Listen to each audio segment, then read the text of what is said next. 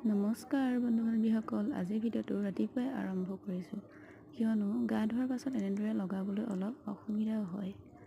মুখৰ কলা দাগ, শালমন, মুখৰ শুকান ভাৱ নাইকিয়া কৰিবৰ বাবে আপোনালোকে এই উপায়টো কৰি চাব পাৰে।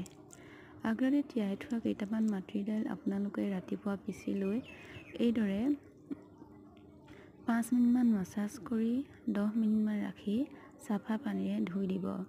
দেখিব মুখখন আগতকৈ বহুত উজ্জ্বল দেখাইছে আৰু ছালখনলৈও সতেজ ভাৱ আহিব।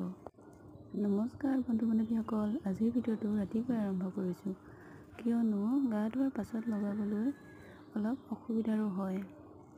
মুখৰ কলা দাগ, শালমন আদি নোহোৱা কৰিবলৈ আৰু শুকান ভাৱ নাইকিয়া কৰিবলৈ আপোনালোকে এই উপায়টো কৰি চাব পাৰে। আগৰাতি তিয়াই থোৱা কেইটামান মাটিৰ দাইল ৰাতিপুৱা পিচি লৈ এইদৰে মুখত 5 মিনিটমান